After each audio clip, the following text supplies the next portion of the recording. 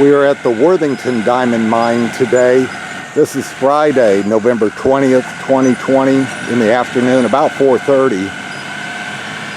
We've run the excavator and the bulldozer all day, and things look a lot different than they did this morning. Here along the line with the little grass growing here, we used to have a trench. Well, now we sloped it on like a 45 because I wanted to dig the ditch a couple of feet deeper so that it could drain, so that we could dig more of this down. Since we're not going to follow that off towards that ladder, see, we were going to follow that all the way, but thinking it had a 3-foot overburden all the way. But apparently the lamprite drops off real steeply and sharply right here. So we're not going to follow that line of the volcanic intrusion after all, since the overburden is too thick. We're going to go this way, go west. And so we have kind of a dome dug out here, and the water will go around, that lands on the dome, will wash around each side of it and straight down this trench and all the way to the valley. And he's making a real deep place for it to exit, for all the water to get out. He's moving stumps out of the way. Well, I dug up the stumps, but I just set them to the side. Now he's rolling them away, and we've got a real good place for all the water to go.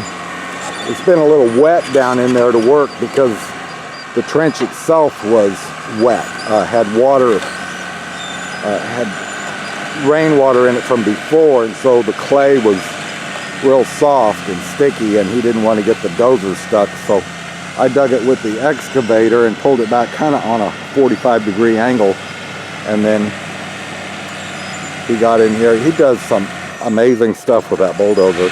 This is John Terrell of Murfreesboro, and he is really good on that bulldozer.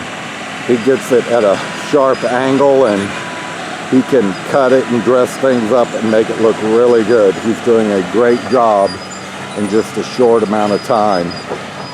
Today is the most hours we've spent on the equipment any one day since the equipment was brought here probably 7 or 8 weeks ago.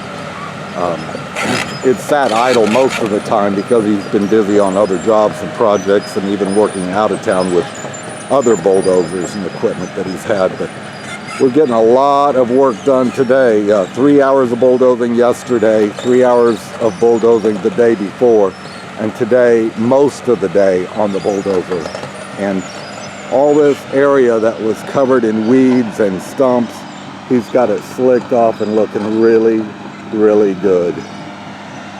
We hope to get grass seed and fertilizer in here and plant all this so it'll be green. We're going to plant winter rye, and it'll be looking better than this because this doesn't have fertilizer on it, so it looks pretty scarce.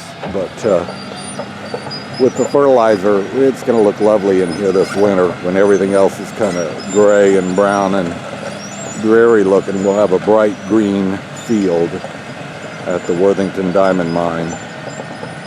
We also have a really nice ramp to back the truck down to fill it up. We'll have the excavator sitting out here on the point and back the truck up to it and just fill from right here. So that's all lamprite under this pad, and you know, there's several feet of it here before we would get down below what would be the drainage level, but it goes down over here 190 feet of lamprite, so we won't run out. We've got plenty of volume. We were just planning to follow it near the surface instead of going deep, but it looks like we will work deeper now, and that's fine as long as it'll continue to drain, and we're working on it now so that it will drain. So it's gonna look good and work good.